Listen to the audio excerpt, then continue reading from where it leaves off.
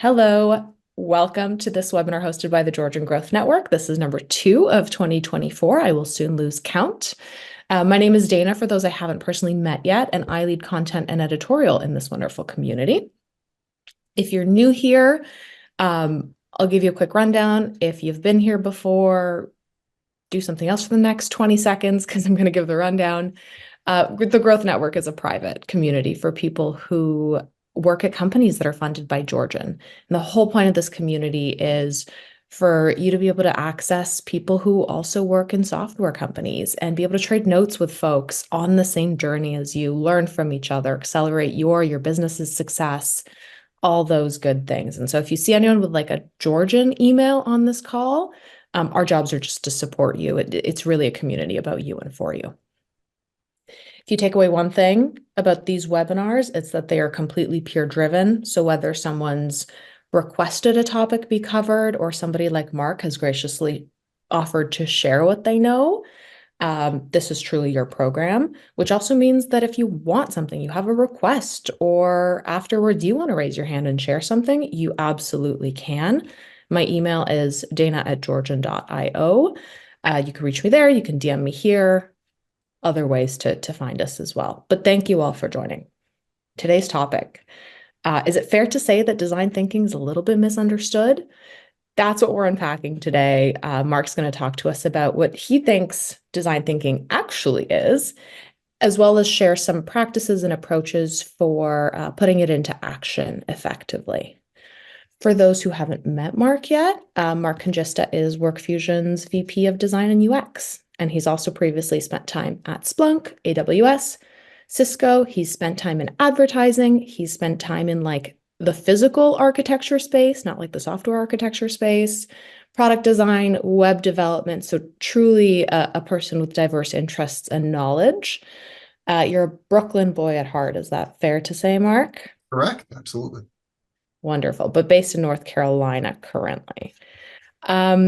One more thing to know about our presenter today. How many of you are part of the design and UX group? I know I asked earlier, but I think I distracted everyone with the dark mode conversation. Feel free to just raise your hand or say something out loud or put in the chat. Stefano, nice to see you. I'd also like to call out, if I can interrupt you for a second, Dana, that Yeah. we have people here who are in the product management group as well. So I know that this topic relates to both groups. I'll put all the links in the chat. And yeah, welcome to the Design UX group members. And if you're interested in joining, please join us. Thank you so much for that, Sally. Yeah, and I saw Taryn raised your hand as well, a couple other folks. Here's the deal. We've got this webinar scheduled between noon and 1 p.m. Eastern. But we have a little bit of an after party happening afterwards, if that's fair to call it. Basically, whether you're in the Design UX group already, if you're not yet, don't worry, you're also welcome to stay after. Basically, in addition to the Q&A that we normally do at the end of a webinar, we just wanted to create some more time for folks to unpack the topic, build on each other's thoughts, maybe ask other questions, just get together, really make it a convenient place to gather. So if you're available and you're interested, please do join us. If you're not available, but you are interested, again, regardless if you're in the group or not, just DM Sally and she'll make sure that you're added to the invites going forward for this group. But it's led by Mark, who's a hoot and a half. So I think you wouldn't want to miss it. Ground rules. This webinar is being recorded. We'll share that recording. I might tag in a few folks just to share what your top takeaway was, if that's okay, in the comments afterwards. Expect that. If you want to volunteer, even better. Carl, so nice to see your face again. What else? Don't worry about taking notes. And if you want to share it after the fact, you're more than welcome to do so with one of your peers who may have missed the call. And if it's lunchtime, please do eat. The last thing we want to do is get between you and your nourishment. So thanks for joining us. Mark, we're so happy to have you. Please take it away. Great. Thank you for that wonderful introduction, Dana. Yeah, so we're here to talk about design thinking today. And I'm fully aware that this may not be a brand new topic for everyone on the call. I tried to balance kind of the basics of design thinking for those who may not be very familiar with it, with some more, I guess, high level types of observations about my experiences with design thinking. So hopefully it's a good mix for everybody. If Do not wait to ask questions till the end. If you have something you want to say or something you want to add or a question or a clarification that you need me to make during the course of the presentation, just shout them out. I tend to think and talk fast sometimes. My mouth and my brain get ahead of myself sometimes. So, just interrupt me as necessary, and I will happily stop and take any questions or feedback as I go through. So, don't have to go through this too much since Dana pretty much told you who I am. Mark and Gista. I've been at WorkFusion for just about 10 months now. I've had kind of an interesting career before I got here. I've been working with WorkFusion to try and bring the level of UX and design up to the quality of their engineering. A lot of startups spend a lot of their focus on engineering, and almost UX is maybe not an afterthought, but certainly not prioritized to the level that the great engineering is. And we're trying to change that culture, and we're having great success here at WorkFusion. I see a couple of people that I work with on a day-to-day basis have joined the call, so thank you. You all get gold stars. I have this experience with these large companies. This is a smaller company that I'm really excited to help build the team out and build the capacity inside of a growing group, which is something I hadn't done in a while. So something I'm really passionate about. So I'm really thrilled to have the opportunity to do that. So you might be saying, all right, this guy's a designer. What does he know about design thinking? Because design thinking and design are related. They both have design in the titles, but they're not exactly the same thing. And you'd be rightful to be skeptical. Every designer doesn't understand design thinking, and everybody who does design thinking isn't necessarily a designer. Those things are not mutually exclusive. So, I welcome your skepticism. I embrace it. But I will tell you that I've been doing this for a while. Design thinking was started in like the 60s. It first started becoming something that management consultants were talking about, but it really didn't hit its stride until the 90s when IDEO, design consultancy, came up with the frameworks around design thinking and the tools and the methodologies that make up design thinking, and started working with their clients like Apple and IBM and other clients that they work with, and introducing these concepts around design thinking. And then it really started becoming popular when the D School was founded at Stanford University in the early 2000s. And that's where they started teaching it as an academic practice. And it became something that started to become, almost bigger than what it was originally intended for. And people started using it for lots of different things, not just for solving product problems, but solving system problems and larger integration problems, and to varying degrees of effect.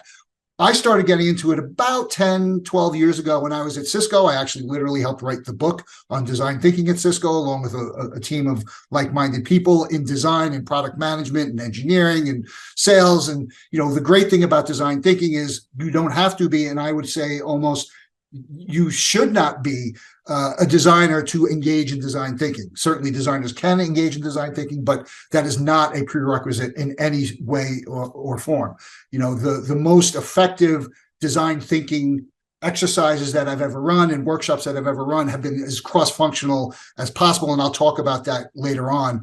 But it is not the realm of designers. Again, there's overlap, but it is not something that should be owned by design. It is something that should be engaged with broadly across your organization.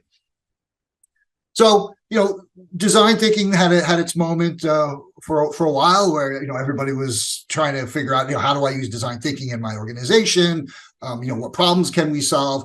And it started to become broadly used to solve just about any problem you could think of. I have had people come to me to try and solve really, really huge problems, which design thinking can do, and also very small, narrow problems, which also design thinking can do. But there are some prerequisites, and there's different ways of introducing design thinking. It's not a one-size-fits-all solution to every single problem. There are specifics to design thinking. It is a very flexible methodology. It has lots of different ways of helping people to solve problems. So, if you think it is just if their design thinking is not just a single thing, it is a toolbox rather than a single tool. And I think people have started recently to rethink their relationship with design thinking. This is actually a very interesting article that came out last year, where they started to analyze what was the promise of design thinking and what is the reality of design thinking. And I read it, and actually a lot of it resonated with me, because I know I've been involved in design thinking workshops and initiatives where it was not the best tool that we could have used to solve those problems. And one of the things that you learn as you engage in you do design thinking over time is it is not a silver bullet, right? It is not going to solve every single problem. And you really need to be smart about not only when and where you use it, but who you use it with, what problems you use it to try and solve. Just to wake up one day and say, we have this problem, we got to use some design thinking to solve it is not going to be the most effective approach. And actually, the culture of many organizations aren't set up to embrace design thinking. And that's something that I think a lot of people do not really think about. It's like, it's not just something you can just throw into the mix and expect everybody to understand and engage with it. The culture of an organization needs to be at a place where empathy and customer centricity are prominent enough so that people can engage in design thinking tools and methodologies and use it to realize the outcomes that they need to. So, I think we need to be a bit more circumspect about how we use design thinking, when we use design thinking, and where we use design thinking. And that's something I think is changing design thinking for the better. And the more I see people become more editorial about how they engage with it, I think that the long-term prospects for positive design thinking impacts on organizations becomes even greater. And it's like anything else. It's a tool, right? And you can use it properly and you can use it improperly. And if you use it improperly, bad things can happen. And if you use it the right way and in the right circumstance, in the right context, good things can happen. And again, it's like knowing when to use it and when not to use it is almost part of the secret sauce. And I really encourage people to be rigorous in their application of these techniques, rather than just throwing it into the mix, whenever you run into a brick wall and say, hey, let's throw some design thinking at it, may not be the best case. And I know I'm starting off this presentation kind of maybe a bit negative. That tone will change, but I'm really want everybody to understand that this is something that requires its own level of discipline and rigor in order to get the most out of it. Inside of with the teams that you work with and your cross-functional partners. But before I move on, does that preamble kind of make sense to everybody? Anybody have any questions, thoughts that they would want to share with the group before I move on? And the whole time you're free to just take yourself off mute if you want. It's a small enough group, and we're all friends here. This applies for the whole rest of the hour. Please, I'm happy for this to be a conversation as much as me just babbling at you. So, okay, well, I will take it that what I've said so far has resonated at least with most of you, and we'll move on. So, at the very basic level, what does design thinking do exactly? It helps groups of people align on the most important problems to solve. You generate a lot of ideas and solutions, and then you test whether those ideas and solutions are any good. It's not brain surgery, right? Like, that seems pretty straightforward, and straightforward to the point where people will probably go, well, we do that already. We don't even need design thinking to do that, right? We call it brainstorming. And I have no problem with brainstorming generally. I think that there are some challenges with the way brainstorming has been applied in most organizations. Generally, what happens is you get a bunch of people in a room for an hour or two, you use a whiteboard, you have someone very senior in the room who, when people gives an idea, they make a face or they shake their head and that idea dies. And then you leave the room after 2 hours, you say, okay, great, we have all these great ideas, we'll circle back in another week or two, and maybe you do and maybe you don't, right? So it's relatively unstructured, right? It's functional for getting people talking about certain problems and perhaps generating a quantity of ideas, but it becomes very hard to have a structured interaction with those other people. It becomes very driven from the top down, whereas design thinking is process driven. There's methodologies that you introduce. It's flexible.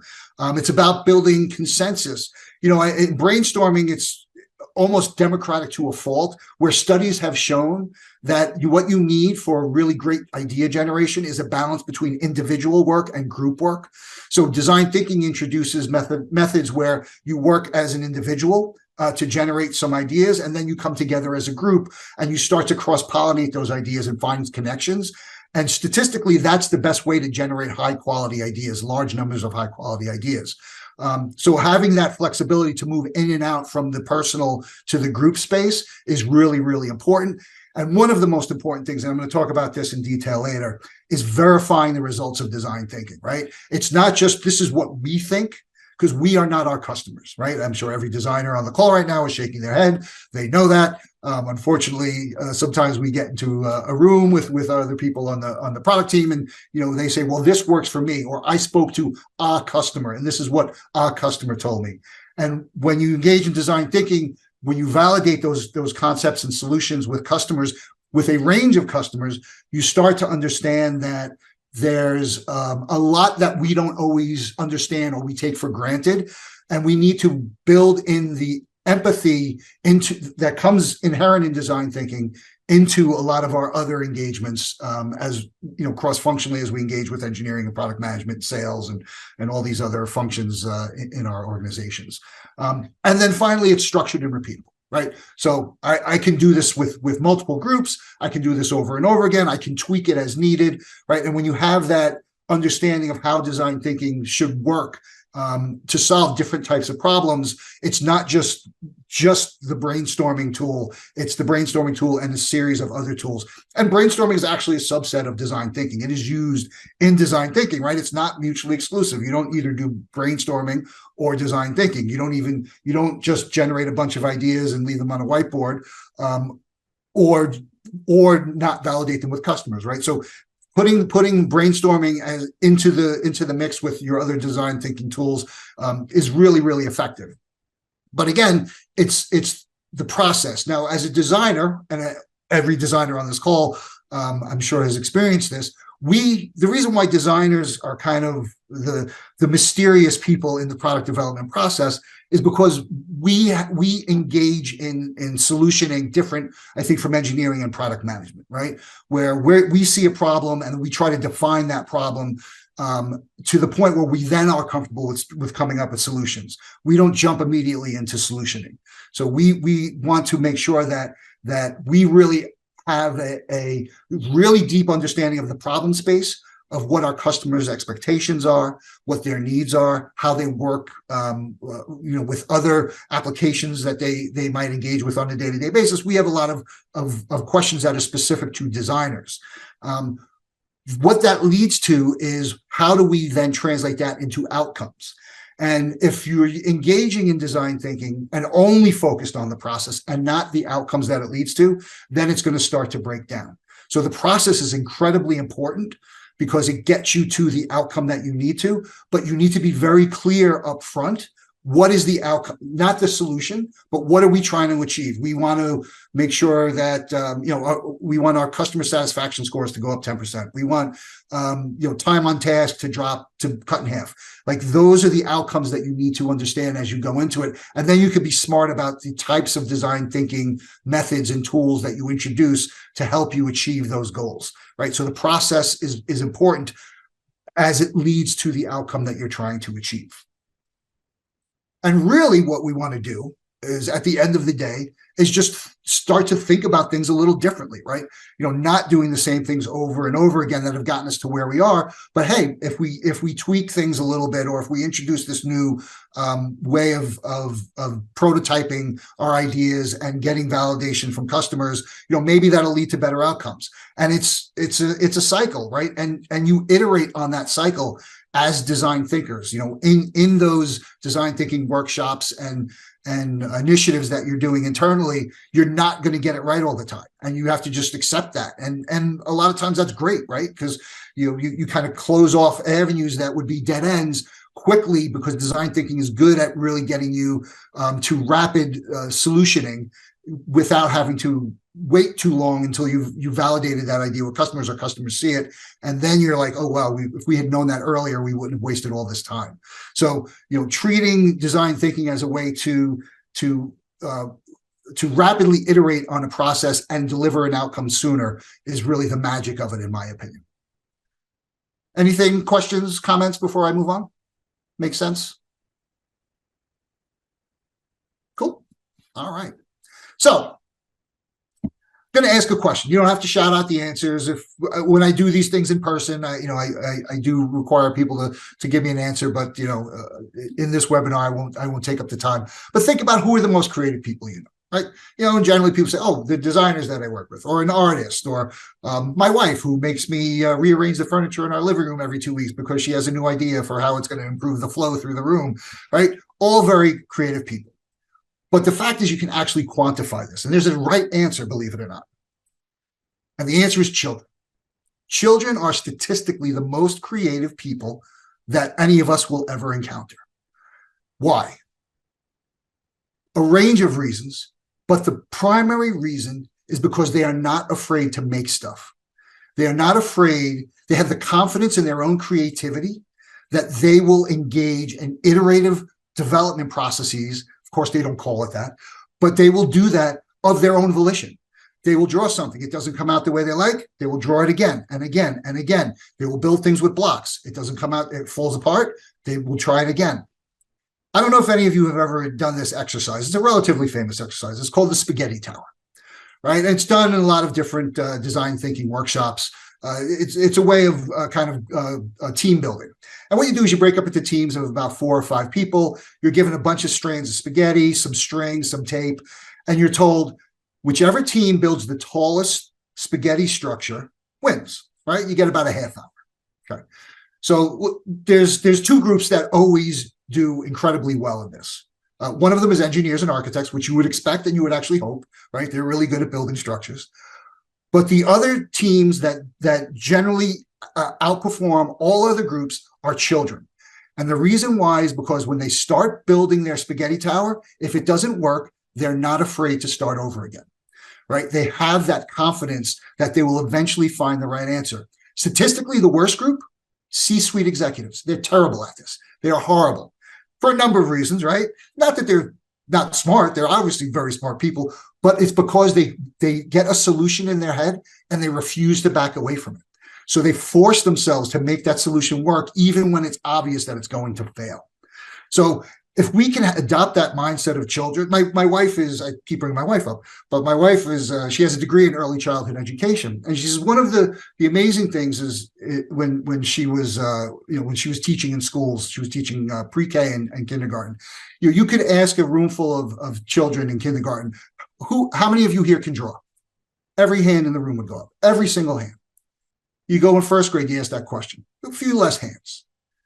Second grade, a few less. By the time you get to like 4th grade, you have like 2 or 3 people who are good at drawing, who will keep raising their hands, and nobody else will raise their hands. Like, that is frustrating. That is, and when I run design thinking workshops, I actually have an exercise where I force everyone to realize that you can draw. It's, if you can draw a box and a circle and a triangle and a line, you can draw. And you just have to embrace that childlike creativity and understand that it's not about making things pretty, and it's not about art. It's about exercising it's about communication, and getting those ideas out from here onto the page or into the world as some type of model or prototype. So it's incredibly important to adopt that innocent mindset that children have. And you can say, well, that's good for kids. They're playing and they're having a good time, but we're doing serious stuff, right? We're solving really serious, complex, hard problems. What's the connection? Well, there's a whole body of research on the important connection between play and work. We're not going to get into that here, but you need to understand that that type of of empathy that children bring, and that confidence that they bring is something that if we can bottle that and we can take that along with us, that's going to really help us in doing our job in solving those complex problems, right? And like there are things that we lose over the years that if we can recapture, and design thinking is structured to help us recapture those things. And that's, to me, one of the really valuable components of design thinking.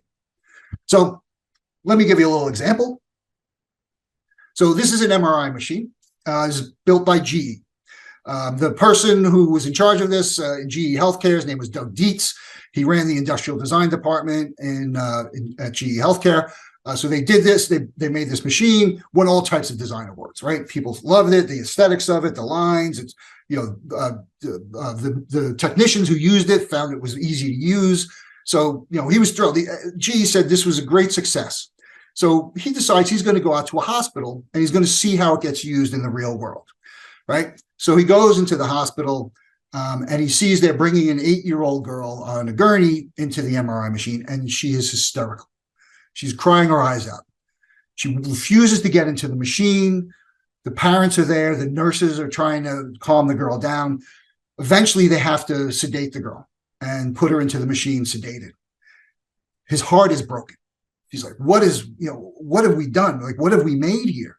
So now he talked to the nurses, and the nurses explained to him that 80% of all the children who have to go into an MRI machine need to be sedated. They will not go in of their own volition. And most adults go in at a very high level of stress.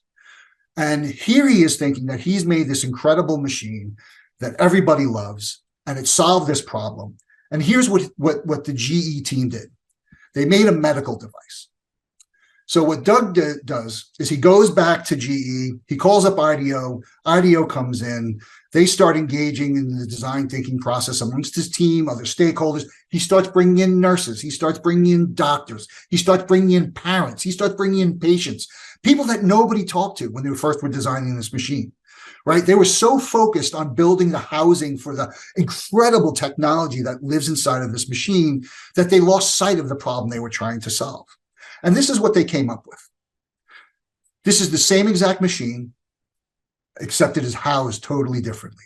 And what they did was they came up with experiences where the kid who would have to go into the MRI machine was the day before was given a workbook where they had to solve a problem, and they were going on a mission, and there was a space theme one and there was a pirate theme one.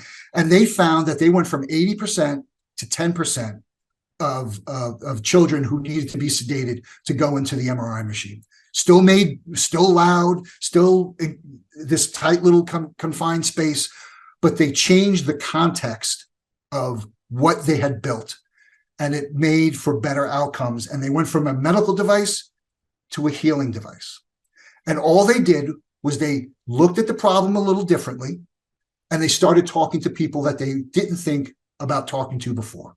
And that, to me, is the important thing about design thinking. It's not just solving a problem, it's defining the right problem. Because so many times we get a JIRA ticket, or we get a feature the description from product, or from sales. The customers want this, and we take it at face value, and we design or we build the workflow to solve that very specific problem. And when we deviate from it, we get very nervous, right? Because that's not what the JIRA ticket said, or that's not what I heard from the customer.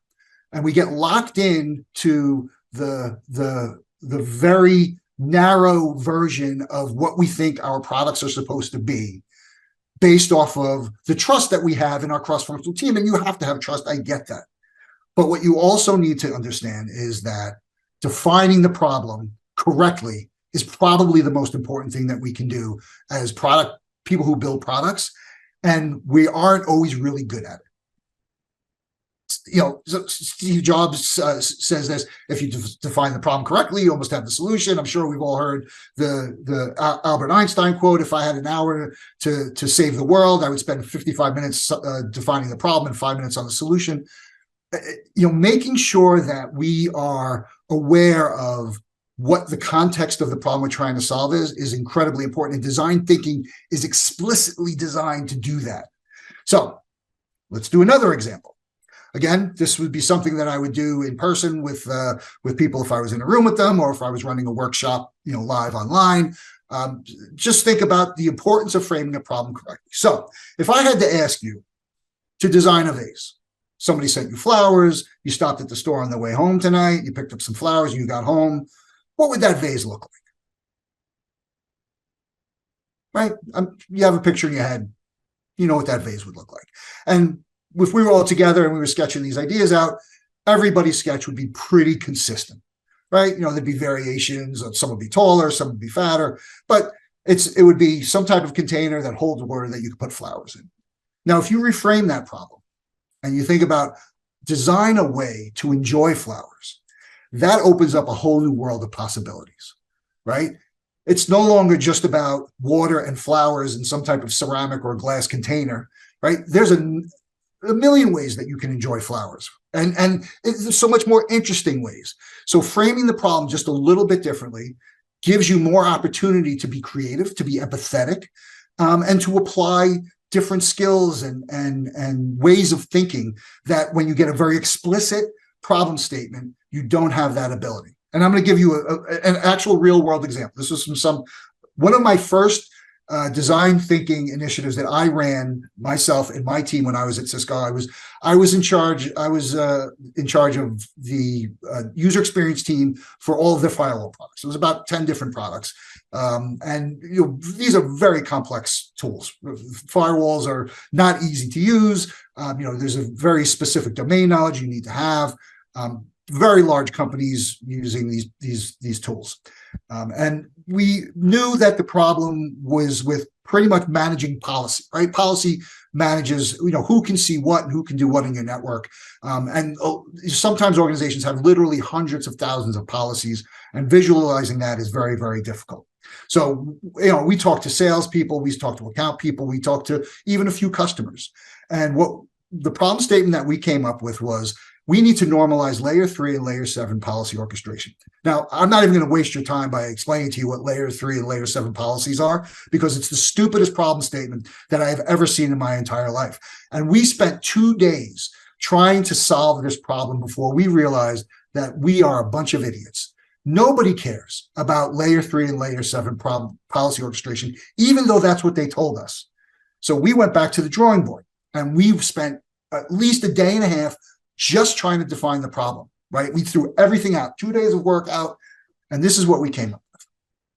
Customers know intuitively how to write policies and know exactly what happens when they deploy. Now, anyone in their right mind can read that and know what that means. We took that back to customers and they're like, oh yeah, no, that's what we meant. We took that back to the account people. Oh yeah, that's what customers want.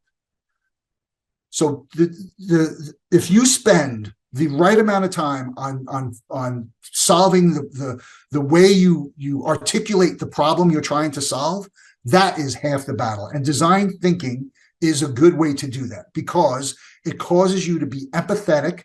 It causes you to be skeptical of the initial problem statement that you're being presented with.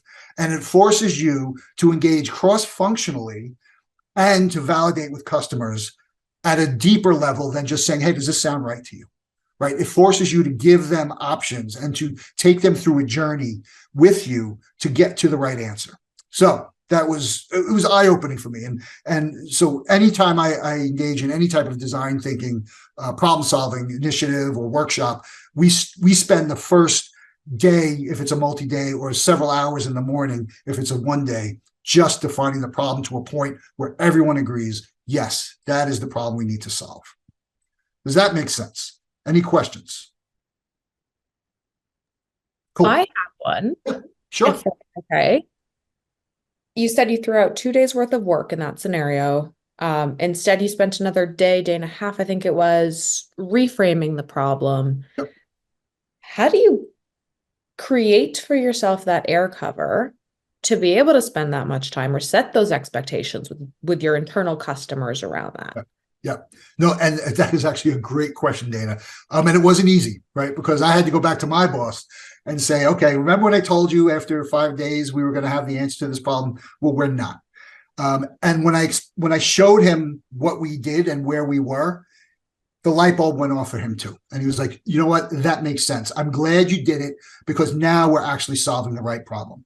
Now, fortunately, this was we had the luxury of having a top-down approval to engage in design thinking, and they knew that it was something that we were kind of trying out with. So, there was some flexibility on our end. But what I did every time after that was I built in the flexibility into the schedule, number one, and number two, I prepared everyone. Listen, we're not going to go into the design process until we are comfortable with the problem statement. And if that takes us a week, then it's going to take us a week. And if that takes us 2 hours, then great, it takes us 2 hours. So just building the expectations is the most important thing you can do. Thank you for that. And if anyone wants to dig in further, maybe things to say, depending on the role level that you're at as well, and trying to carve that out, I'm sure we can dig in the after party. Absolutely. Absolutely. Cool. So yeah, right tool for the job. What do you need to do design thinking? Well, not a whole lot, right? Post-its, Sharpies, some dot stickers so you can dot vote. Dot voting is a big thing about building consensus. And actually, I always make sure that everybody uses the same pen and everybody uses the same color Post-it. And the reason for that is this way we're not focused on whose idea is who, because a lot of times you'll have maybe someone more senior in the room and a bunch more junior people, and they start worrying that if their idea doesn't align with the senior person's idea, what's going to happen with that. So trying to keep everything as egalitarian as possible is generally good practice. The real problem comes in getting people to think in the level of detail that's valuable, right? Because a lot of times when we're dealing with Post-its, we jot a couple words down, we put it up on the wall. Award system doesn't really tell me a whole lot. And what we really try and encourage people to do is think through it. We always encourage people to draw out a sketch, even if it's something very simple. And getting people comfortable with communicating that level of fidelity on their idea. It's still relatively high level, but if I read award system, my mind goes all over the place. If I read the best failure award, I know exactly what they're talking about. So if you think back to the problem definition, the solution expressions also need to be equally clear in how they're being communicated. And we live in a world where most people are remote. I work fully remote. I've been a fully remote worker for almost 10 years now. And you can do it all online. And there's a million tools that you can use to do design thinking workshops online. You got FigJam, you got Mural, you got Miro, you got Framer. People always ask me which one is the best one to use. I literally don't care. Whatever works for you. Make it work. There's 100. I've seen, people collaborate in real time on Google Slides and get good results. The tooling is not the important thing. You can make the tooling work. It's to make sure that you're building in the structure and the framework for people to collaborate effectively within the use of that tool. That's really important. So, I don't get caught up on that because it's about the ideas. We're not creating art at this point. We're just communicating ideas. We're capturing thoughts. And we're building solutions on the fly. That means we need prototypes, right? And a lot of times your prototypes are going to be ugly. And that's great, actually, because when people see an ugly prototype, they will give you their honest opinion of it. When they see some polished, really fine-grained prototype, people become afraid to give you honest feedback because they're like, oh, you spent so much time making that look pretty. I don't really want to make you feel bad for it. But they see a paper prototype or a bunch of wireframes, you're going to get a much better level of honesty from people who are giving you feedback. And then you just iterate from there, right? And it also saves you time. You don't spend all that time, building out a really fine-grained, high-polished prototype. You do it quick and dirty, and you use Post-its and sketches and whiteboards and take pictures and all that stuff. So the prototype is important. The fidelity of the prototype, not hugely important. So one other example, let me give you. This is something we actually did here at WorkFusion when I first joined. We have digital workers. We call them digital workers. These are intelligent agents that solve problems automatically. You can deploy them and give them a very specific task to work through your document backlog or some approval task, and they're built specifically to do that. They can be relatively complex to set up and to deploy, right? And but they're very, very powerful once they get up and running. So what we did was we had a workshop, cross-functional, right? We had people from all different parts of the organization come in.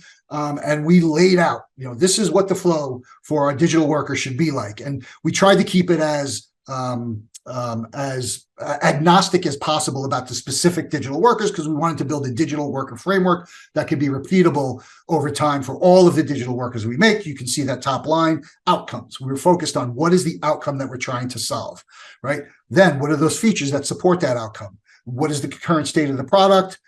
What are the gaps between the features and tasks that we need versus what's currently there? And then what is that final delivery vehicle going to look like?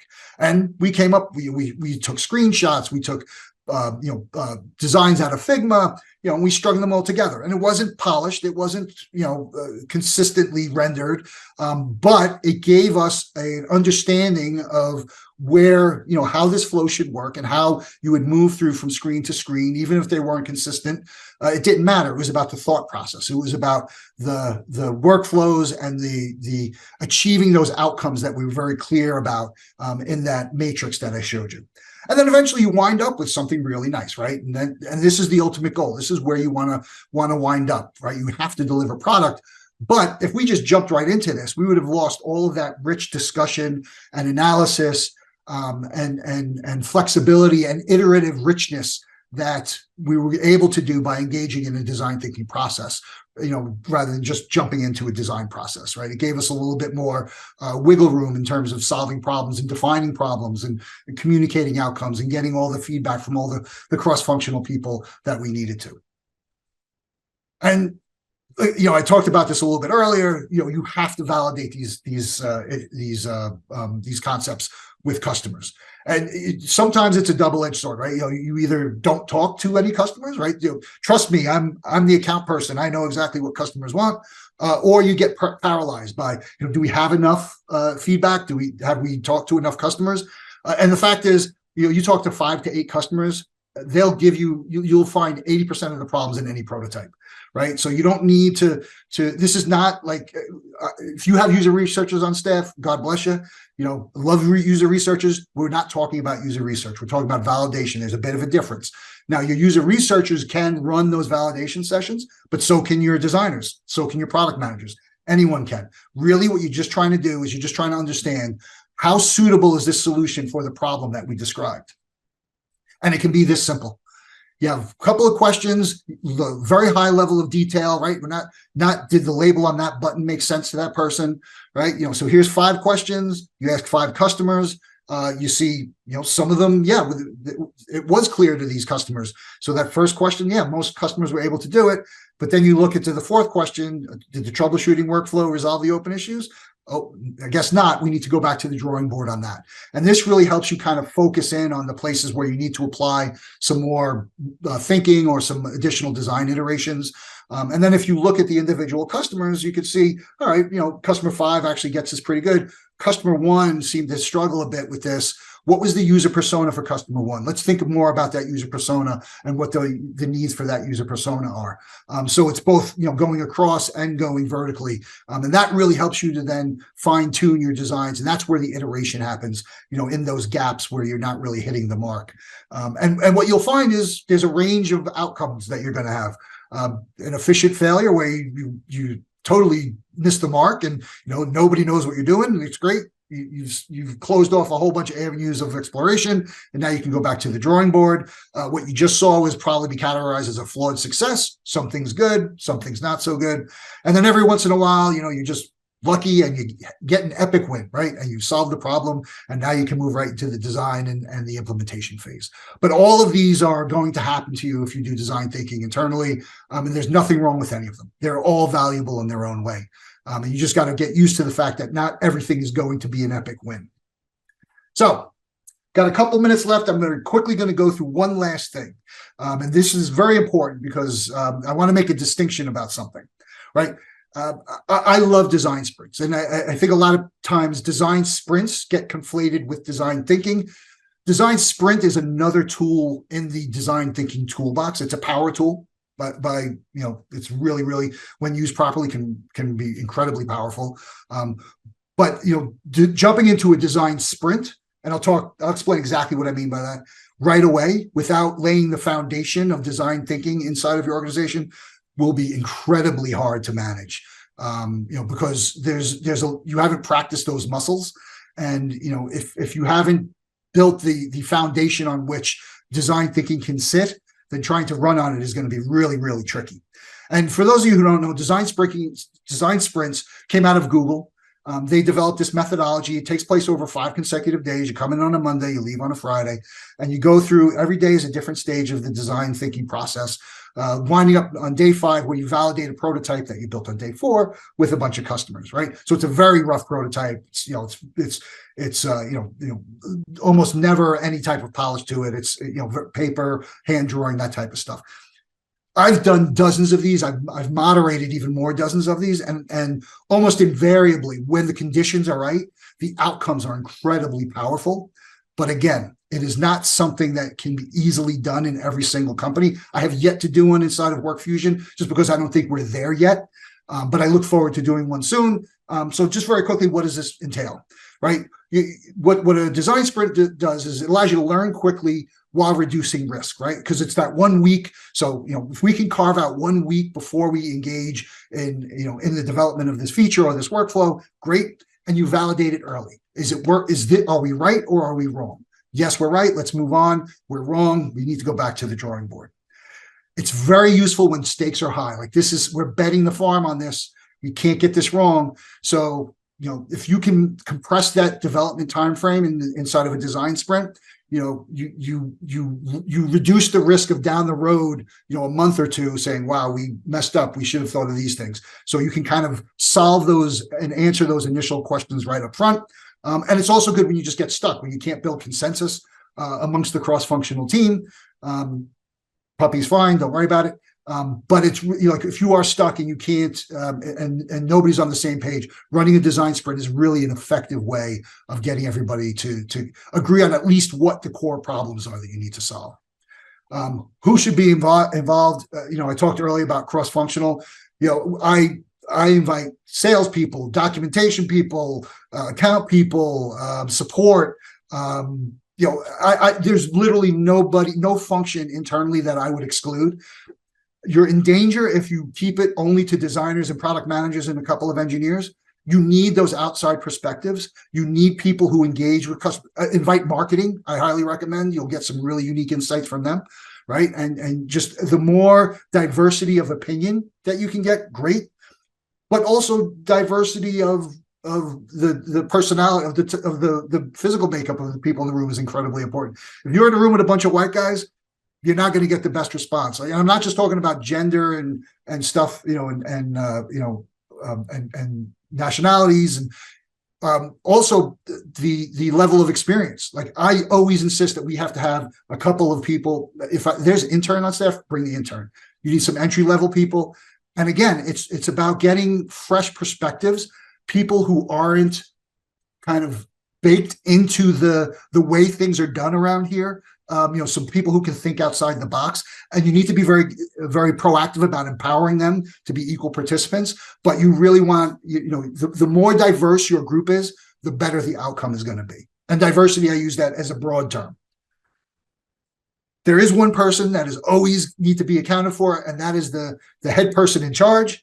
The big cheese, the person whose neck is on the line for the success of your design sprint. And the way to manage that person is to not have them participate in the design sprint itself. Instead, they play the role of the decider. And what the decider does is comes in at the end of every day, and if there are any questions that have to be resolved because we couldn't build consensus, the decider makes the call. And then at the end of day 4, when you have the prototype, you run the prototype past the decider. The decider gets to make a certain number of tweaks if they don't agree with some of the decisions that have been made. But this way, it's not everybody waiting on that person to make a decision before they move forward. When I was at AWS, the most senior person in the room was always expected to speak last. That didn't always happen. And the reason was because once that person spoke, that basically shut down any other avenue of exploration. So you need to manage the decider. And then the last and possibly the most important is you need people who are willing to facilitate ruthlessly. Keep people on target. Keep people on time. Make sure that you cut off anybody who's starts to rat hole on things. But you also need to be flexible. If somebody opens an interesting avenue of exploration that you hadn't considered. You need to be able to deviate from your initial plan. So the facilitator job is incredibly important, and somebody with experience is really you need someone who's done it before to really effectively manage a full design sprint. So to recap, make sure your organization or your team is ready for engaging in design thinking before you jump into it with 2 feet. Do your research, prepare the playing field, make sure everybody knows what it's going to entail. If at first you don't succeed, you're doing it right, because you're not going to get it right out of the gate, and it's going to take time, and it's going to take a couple of efforts to really get the kinks worked out, to make sure you know how things should be working inside of your specific organizational structure. Start with small, manageable problems, right, and then scale up from there, right? You don't want to solve the world's biggest problem right off the bat, because you'll get really frustrated, and you'll frustrate people around you. And again, that problem definition phase is incredibly important. Spend as much time as you need to walk out of that room comfortable that you are solving the right problem. Be diverse in the opinions you seek, and try to not feed into the top-down mindset where the person at the top gets to make all of the calls. Like, we're engaging in design thinking because we believe in the value of everybody's what everybody brings to the table. And then you have to involve your customers, right? If you're not validating it, it's not design thinking, it's just brainstorming. So you need to do some type of validation with customers after the fact. So, all right, that's it. And with that, any questions? I have no words, Mark. You're such a pro. This was so fabulous. Okay, folks, we've got 7 minutes for those who were only able to stay for the scheduled hour. So maybe if you've got a hop, we'll prioritize your questions. You can ask about a specific scenario, dig into anything you want. And then for the after party, we'll prioritize topics, and we can workshop scenarios as well. Sally will take notes if you can't make it. I believe that's okay. She's a lovely group facilitator, and we'll make sure you're taken care of as well. Hey, everyone. I have a quick question. I don't know if you can hear me well. Yep, we can hear you. Okay, perfect. Mark, first, I love the slides. Very creative. Thank you. But I had a quick question. When you're talking about the difference between design thinking and design sprint, I was wondering, do you have like kind of a framework or methodology for design thinking? Like, or is it that you use the design sprint to organize that, to reach that question or that outcome? Or do you have another framework that you usually use to implement or use design thinking among the team? Right. So I usually push the design sprint down the road. Like well, I shouldn't say never, because a couple of times when I was earlier in my career of facilitating, we jumped right into the design sprint, and they failed pretty miserably. So in terms of a framework, there's a million different design thinking tools, right? There's great books, so you can find some online. But I think if I understand what your question is, let me reword your question as I understand, and you can tell me if I'm right or wrong. How do I get up and running with design thinking in my organization? What should I do first? Is that exactly accurate? Yes, exactly. Okay. So basically what I would do is I would find a problem that everybody kind of agrees is a problem, but is not, it doesn't urgently need to be solved. And when I say it's not urgently need to be solved, like it doesn't need to be solved by next week, right? Maybe it's for this release, but the release is 3 months away. Or this is a nagging problem that's existed in all of our products since 10 years ago, and just nobody solved it. Find something that is relatively low pressure, not necessarily low stakes, and then build a team around it. Find the people who agree with you. Yeah, that's a problem we should work on. We should solve that. Yeah, we could take a day or two and work through that problem. And then in terms of the actual mechanics of it, honestly, it depends on the complexity of the problem. I'm happy to, if you have a specific example in mind, I can talk to you about that. But there's the great thing and also the frustrating thing about design thinking is that it is inherently flexible. And other than the design sprint, there's not a lot of playbooks that you can run on repeat to solve these things. It's much more effective to do it on a case by case basis. But I would say, build your team, start and on the problem definition, right? Get everybody together, and there's exercises you can do on that. And then I would go and I would, quickly do prototypes. I would start with individual prototypes, like have everybody spend an hour building an individual prototype, then you share them out as a group, and then you build a prototype as a group. Like you take the best from everybody's individual prototype. So now you have a problem, you have a solution, and then you validate it, right? And you can validate it internally since it's maybe if it's your first time, do it with some people who weren't in the design thinking exercise. But if you had a couple of friendly customers and you said, hey, can we bounce an idea off you and just see what you're thinking, see what you think about it? Like that's obviously where you'd get the most valuable feedback. But I would keep it low pressure to begin with. Okay, that's interesting. That's a good perspective. Thanks for sharing that, Mark.